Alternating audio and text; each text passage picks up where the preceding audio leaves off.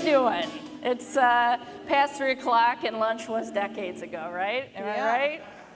We gotta rock this everybody, thing. Welcome to The Secret Life of Forms. Hello. I'm April Ebacher. And I am Sandi Arendalkowski from University of Wisconsin-Madison. And we are here to talk to you about... Why are we here? Yes, why are we here? The layers of form interaction design. So, we've talked about mechanics and coding and how to make forms and interactions accessible from a development standpoint, but we really want you to feel it in your bones. We want to talk about the interaction, the design of the user experience, and we want to focus on the user's context. So what makes a form accessible, Sandi? Yes, so form accessibility has a lot to do with many factors, but it's a way of seeing, and it's not about the form itself. Forms are like portals between you and an organization that you're interacting with. They should not be fiery hoops that you're leaping through. They're doorways, they're conversations. So what we want to talk about is humane conversational language within your form design. We want to talk about asking users the things that are appropriate to ask them in order to get what you need to complete the transaction and not ask them a lot of kind of creepy things that you don't need to put the transaction together. We want to talk about contextual labeling and placeholders and creating a relationship between your inputs and error messages and the labels themselves, so that the user doesn't feel like you have these form elements floating in space that they can only identify how they're related via proximity. We also want to remind you that if you are loading data dynamically within your form, to try and sort of create a skip logic or a way for users to get through the form and ask only the questions that they have to ask based on their situation, that we should be managing focus and that we should be loading data below the user's focus point. So wherever they are in your form, that's where data would appear, not above or to the side or somewhere else that will never be found. But, I thought you said that it was boring. I know. So why do we need to focus on that? I know, it just feels very dry to just talk about this. And we don't want you to have to just just listen to us talk about it. When you've gotten through all this great content through the conference, we want to contextualize it and help you to feel it. I think I'm feeling something. Yeah, so you're feeling something. Yeah. Are you ready? Yes. Role play! Role play it. We need to role play this business. We need to feel it in our bones, and we need to role play it. Yes. So, how do we do this? Well, first, everybody stand up. Stand up. Grab a partner. We mean it if you You're can. going to interact. If you can. But get mobile and find a partner. That's the point. Find a partner. And preferably someone you don't know. But if it's someone you know, that's okay. So what are we going to do today? Well, we're going to give you a couple roles. One person is going to be a person trying to get an ID. We've all been to the Department of Motor Vehicles before, in some form or fashion, and the other person is going to be a friendly DMV employee. We want you to get creative. We want you to have fun with this. So have a conversation. Yes. Maybe think about different scenarios that might happen at a DMV. Maybe I'm not a US citizen.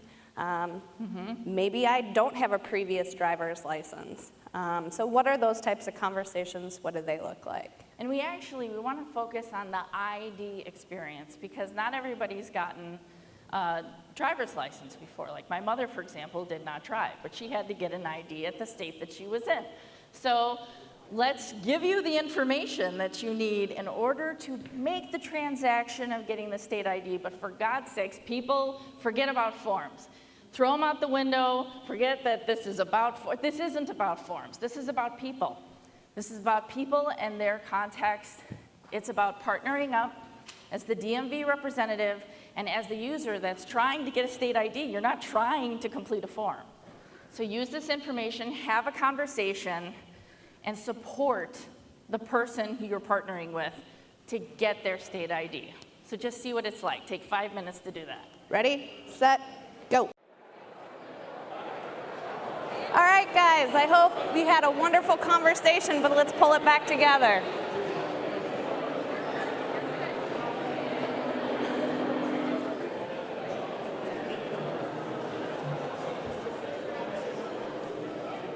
So how did that feel?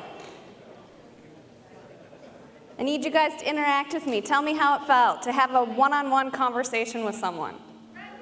Good. Awesome. Do you have a big smile like this guy does? I hope so. So person-to-person conversation, really that's what we're trying to focus on. We're trying to make sure that when we're building our forms and providing some sort of interaction with folks that we're able to talk to them in a humane way. We're able to talk to them in a way that people understand. We don't want to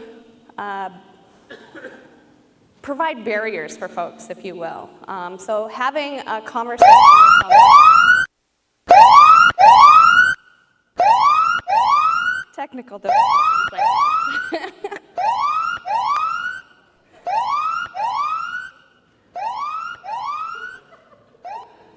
Sweet. Anyway, so what we're going to do next is kind of role play what it means to have an interaction between a person and a form as we know it now. This is not the ideal situation, but probably too often than not, this is what happens when all of us interact with forms online. So this is taken directly from the Wisconsin Department of Transportation. And this list right here is a really long page that shows all the things that you need in order to apply online for an ID. So requirements that I need to do the following items. I need my Wisconsin ID or DL card number, possibly the last 4 digits of my social security number. I don't even know what a DL number means. A valid credit or debit card? Why do I need that to apply online? Probably for a convenience fee. And then there's this whole list of things that tell me I can't apply online if these pertain to me. My card ID has been expired for more than 2 years. I don't think so, but maybe. My ID card is currently canceled. How do I know if my ID card was currently canceled? My previous ID card or renewal process was processed online. Does that mean if I applied last time for my renewal online that I can't do it this time? My social security number on record does not verify with a social security online verification or SSOLV. What is that? What is that? You have had a legal name change since your ID card was last issued? Maybe. You're not a U.S. citizen. Non-U.S. citizens must visit a DMV customer service center to apply. Your photo is not on file at Wisconsin DMV, or your photo on file does not meet current DMV photo standards. Well, if I have a previous driver's license or ID, shouldn't it already be on file? Like the photo's there. There's a whole laundry list of things that if any of these items apply to you, you can't do the online form. Not very helpful. So then you get to the bottom of the page. There's more information about receipt, change of address, mailing time, and then there's this big button. So begin online ID card application, button click. Whoa, Sandi! I can't take you anywhere. Wisconsin state ID card form. Okay, so I guess this is what I'm going to fill out. But wait, the previous screen said I'd only need to know the last 4 digits of my social security number. Social security number. All right, I guess. Social security number. 1, 2, 3, 4. Error. Invalid response. What do you mean it's invalid? Invalid response. So I'm seeing this modal pop-up, I guess. It just tells me there's an error with an invalid response.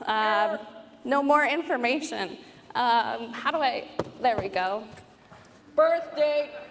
All right, April 5th. Error. What do you mean error? That's when I was born. Invalid response. Not a very good error message. Error. Get away. Sandy, what's the matter? Oh, sad form. Sad form doesn't want to be mean to the user. Sad form wants to be nice. Sad form designed this way. I'm sorry, Sandy, but I am so done with this form. Oh, God. Okay, for real people, form design is not about the form. We don't need that. We need people having conversations and interactions with people. The form is the plate. The conversation is the food. Don't let the plate get in the way of the food. I'm hungry. No, what do you mean you're hungry? We just ate. Well, yes, it was very good, by the way. Anyways, I want you to know that form design is about understanding that the user's context and the user's goal go well beyond the form. So, for example, this is, oh, there we go. So Sandi, that's me, moved to Wisconsin, and, you know, I wanted to have a baby, but I needed to do all this stuff for me to feel comfortable having a baby. So I wanted to get a job, I wanted to buy a house, all that stuff. So here I am, instead of doing those things, I'm filling out a form to get a state ID for Wisconsin because I just moved there and I need a state ID. And why do I need a state ID? So that I could get a bus pass, so that I could get to work on time, so that I could make money, so that I could buy a house, so that I could have a baby. I mean, in my terms, I just felt comfortable with doing those things to have a baby. Now, I was not there to get the ID card, and I was not there to fill out this form. This form was standing in between me and my baby. No one stands in between me and my baby, and it was just a giant obstacle. It was a giant obstacle. You okay? Now I am. Okay. Thank you. Anyways, form accessibility takes into account the user's context. There's a story that takes place before the interaction that you're designing for. There's a story that takes place during the interaction that you're creating, and there's a story that continues on after. In my case, I wanted that baby, but I had to do these things, and of course, I hit a speed bump with the form. Form design takes into account user context, and a giant piece of user context is diverse abilities. I mean, most people wouldn't know. I have degenerative disc disease. I have a hard time getting around. Today happens to be a good day, but thank you, ibuprofen and Tylenol mixed together every 4 hours. I mean, that's like what it takes for me to be flexible and be able to jump around and be crazy. But, you know, I know that it's gonna get worse as I get older, and the world does not look like a very happy place for people who have limitations, and I wanna make it better. Forms are the gateway for people to be able to get to the things that are in their way, frankly, of reaching their goals. So let's make the form design a conversation, a supported conversation. Back to that conversation you guys had before, and we saw the big, friendly, smiling teeth up there. That person-to-person interaction. Yes. Make it about supporting the user context. Which brings me next to talking about one of the ways that users interact with forms. So we're going to talk about the visual and we're going to talk about the audio, but there are other ways that users need to be able to interact with transactions. So please, please, please don't limit them to one thing. Don't create this one form and then it'd be like, yeah, my job here is done. They have to do this form, and if they can't get through this form, well, they're in trouble. You know, big deal. They're on their own. They'll figure it out.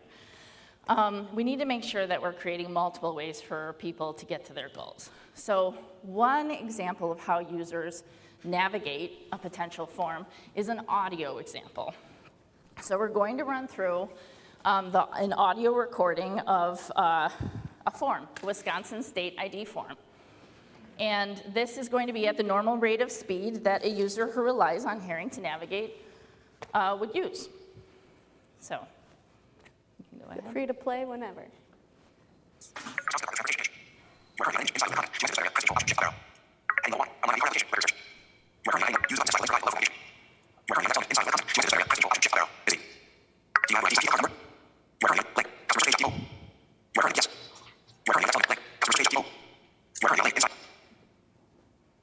So the reason why that audio speed is so high is because much like users rely on visual ways to get through the world, you know, audio, I mean, hearing scanning sounds like that. You know, people who rely on hearing to navigate, they're going to listen to content in a way that they scan through that content.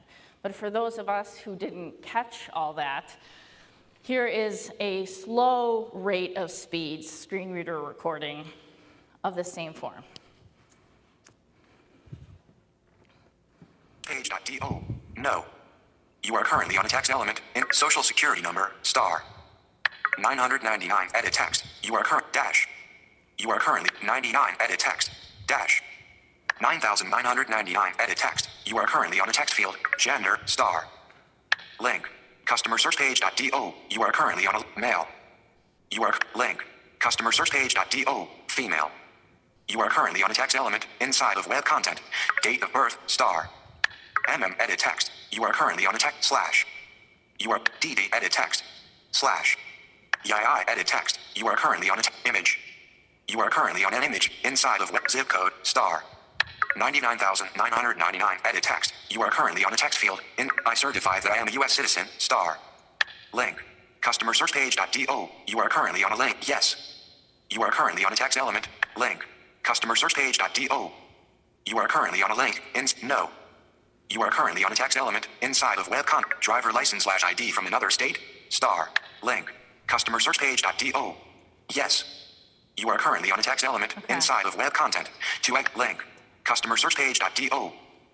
No. You are currently on a text element inside of web content. To exit this web area, Chrome busy. Recapture requires verification. I'm not a robot. Unchecked checkbox. You are currently on a checkbox inside link. Privacy. Are you sure? Link. Terms. You are currently on a link inside of the required field. The language was not. You are currently on a text element. Next button. You are currently on clear button. You are currently on a button. Exit button. You are currently on a button inside of web questions. Contact driver services 608-264-7049 version A 35. You are currently on a text element inside of Zoom.us Zoom meeting ID. I think you can stop. Thank you. All right. So that the reason why it takes longer to get through a form at a slow rate of speed is obviously it's slowed down. So the 99,999 edit text was an input field. So you kept hearing these rogue input fields named over and over again that had no name, and images that had no labels. So in this example, there are accessibility labels that are missing. There is, there's the input fields are not programmatically related to the label using ARIA. And the methods to do that was included in these prior talks, and we also have at the end of this presentation a link to a form example of like a contact form with the HTML and the CSS and the JavaScript and the ARIA all in place to just sort of help nail home the relationship, and then some further guidance on ARIA accessibility. So this is the form that we were reading.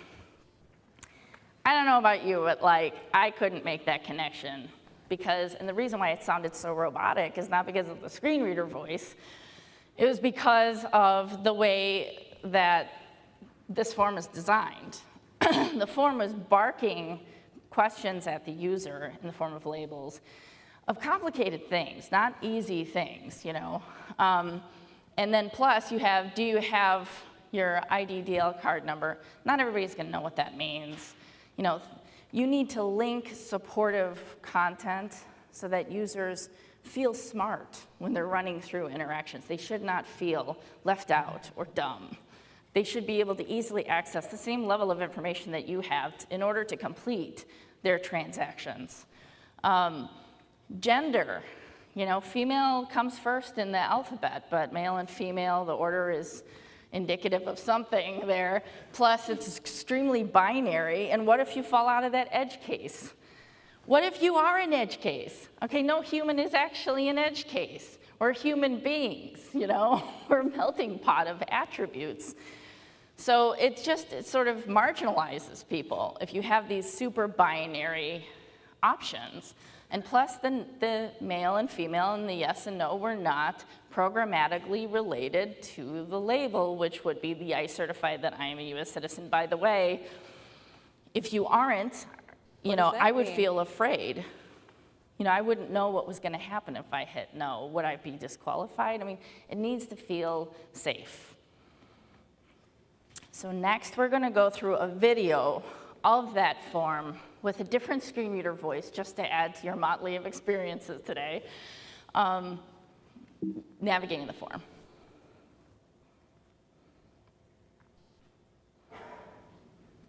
Wisconsin Department of Transportation. Wisconsin Department of Transportation. Image. Online ID card application. Record search. Do you have your ID/DL card number? Customer search page. Do. Link. Yes. Customer search page. Do. Link. No. Social security number. Star. 999. Text field. Hyphen. 99. Text field. Hyphen. 9999. Text field. Gender. Star. Customer search page. Do. Link. Male. Customer search page. Do. Link. Female. Date of birth. Star. MM.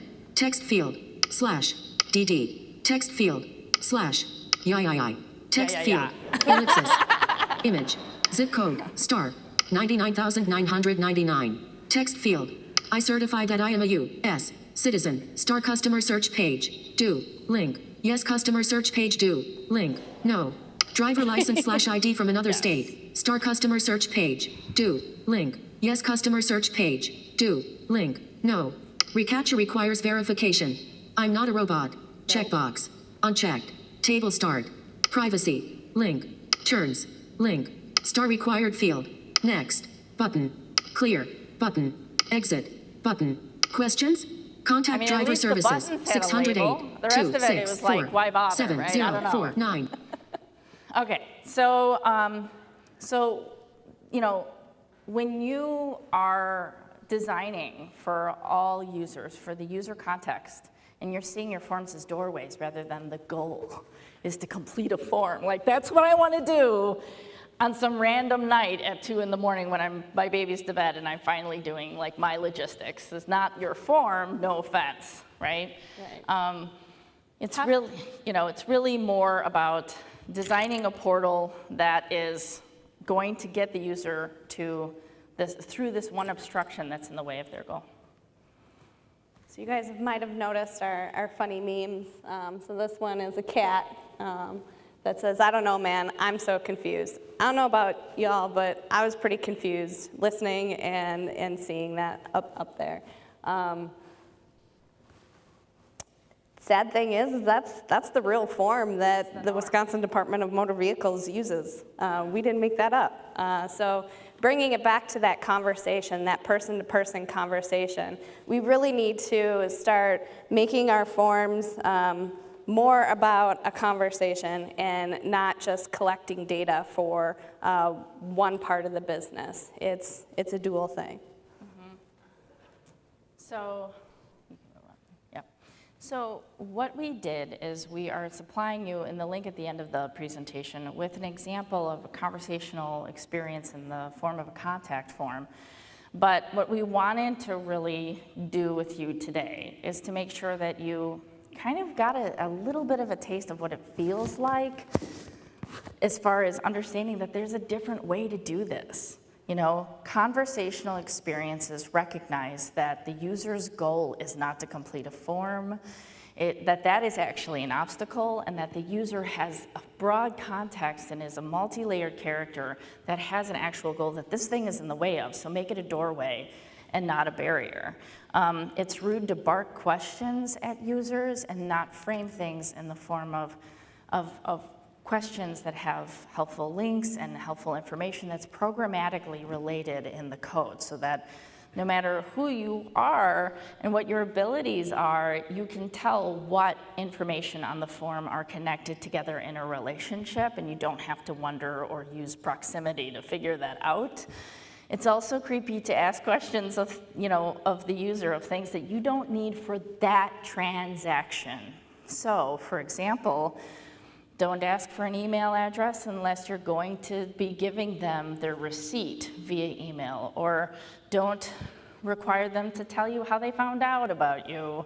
If you would not say it in a conversation in order for the user to get their goal, to get to the end of this obstacle to their goal, then don't do it in a form. Keep your transactions separate. They're transacting getting an ID. If you want to know how they found out about you, or if you want to get them to sign up for your newsletter, send that to them afterwards.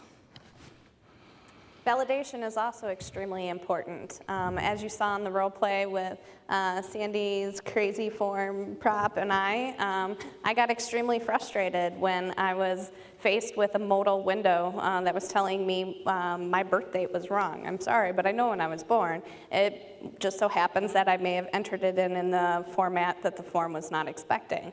That's pretty negative. That's negative feedback, and we want to make sure that people are able to accomplish their goals when they're filling out forms. So make sure that your validation is real-time and positive. Maybe give people helpful hints of how you want that data to be entered in. Yeah, don't frame it as an error, because frankly, they didn't do anything wrong. I mean, you're giving them what they need, the tools that they need to complete the field. And again, edge cases, non-binary answers are possible, but we don't want to ask yes or no questions on forms that potentially could have other variants of them. As Sandi mentioned before, we are human. We like to maybe ask further questions. So if I'm not a US citizen, does that mean that if I say no here, I'm gonna be... Right, what does that mean? Yeah, what does that mean? Yeah. Okay, next one. So it's cruel to allow people to enter in content that is invalid. So when you are offering up error messages, you wanna make sure that you're doing so as soon as possible. On blur is the event listener that you would use to cite a validation message while the user is typing, and when they pull away from the field. Don't wait for them hitting submit. The user needs to be able to ask questions and receive answers. They need multiple ways, as we mentioned before, just like in a conversation, to get to their goal, to get feedback, and to get the support that they need that may have to do with more than your form. So make sure that they can get that state ID via more ways than just the single form, and make sure that that information is prominent and not secondary or tucked away, because you'd rather the user go through this one interaction that is painful for them to be doing.